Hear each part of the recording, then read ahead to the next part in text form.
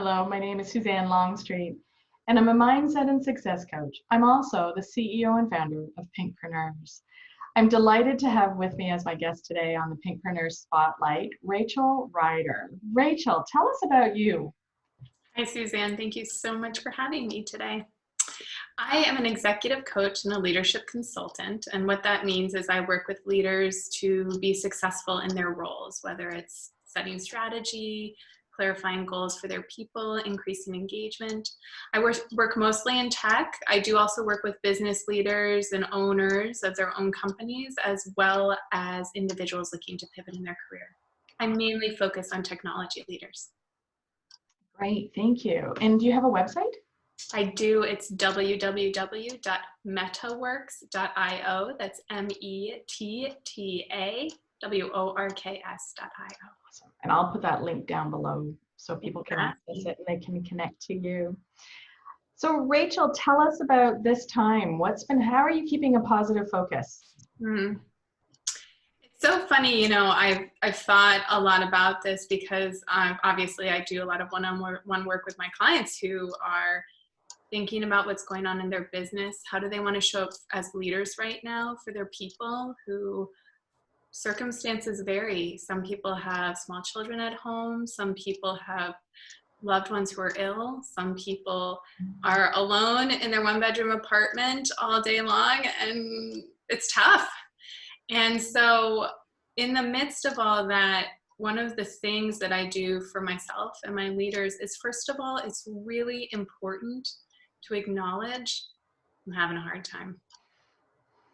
The moment we try to push that away or override it, it becomes this kind of, you're adding air to a tire that might at some point explode or implode. And we don't want to do that. And so really looking inward and being like, all right, I'm having a hard time. And I can tell because usually the way we have a hard time in circumstances like this is the way we have a hard time in our lives in general. It's just magnified. So that's a really good indicator of, ooh, something's not working for me right now. I'm getting cranky with my partner. I'm not showering. I'm eating cookies at 9 a.m. in the morning. All valid ways of coping, by the way. Valid. I've probably done them all. But it's really a good thing for you to first flag and be like, okay, I'm having a hard time. Once you can identify I'm having a hard time, then it's time to take care of yourself, however that looks. If you're an extrovert, connect with someone you love. Call them, text them, do Marco Polo.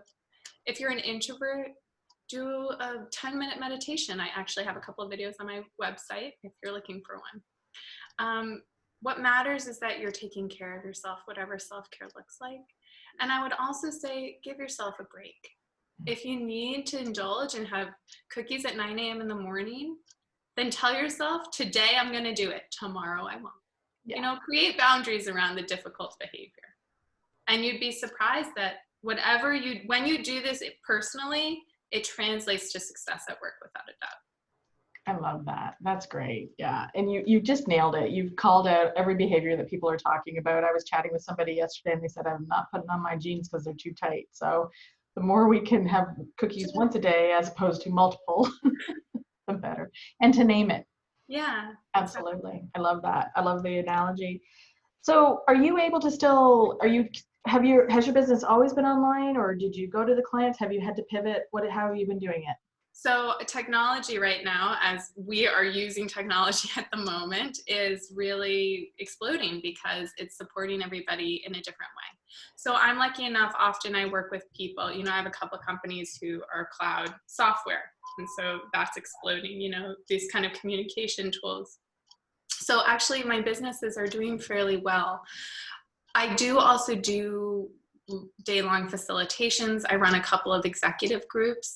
I'm affiliated with Chief, if that's something you're familiar with. They're female executives who come together. We were doing those in person and now we're online. So business continues to run and effectively through things like Zoom, thank God. Thank goodness, yeah. Thank goodness for Zoom. And so tell me, how are you staying engaged and energized in this time? I think that's a really good question. I think it's connected to the first question about positivity. And as I think about how I answered your first question, I guess I assumed that positivity is connected to emotional well-being. Sometimes it's a thought pattern. Yes, if I'm always going to the negative, it's helpful to shift my thought pattern and be like, what went well today? Sometimes that's not enough. So I just want to acknowledge that positivity can translate directly to emotional well-being. Yes. And so there are a couple of things that I do for myself. One is, I have a 2-year-old son. It's not been easy for my husband and I both have full-time jobs and care for my wonderful, adorable, delicious boy. And so during the time that I've carved out, my husband and I split up the days, it's really important for me to really get joy from those moments with him. I wouldn't otherwise be with him until noon on a day, when we'll play outside. Yesterday we discovered worms coming out of the soil because it was raining. How cool, right?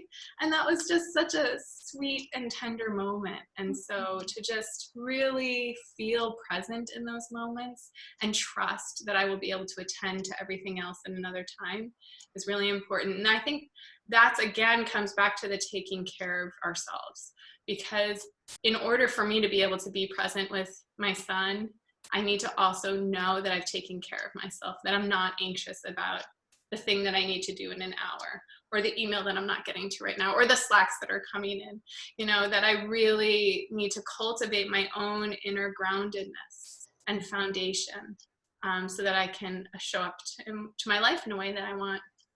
I love that. Oh, any other tips or ideas that you have for us? I think getting outside is a big one. It sounds so minute, but someone recently was saying, spring doesn't care that COVID is around, and it's just a nice reminder that the world goes on, that this will change, that things are transient, for better or for worse. Winter is transient, here comes spring, and COVID is that way as well. And I think that that's a really helpful point to really take in.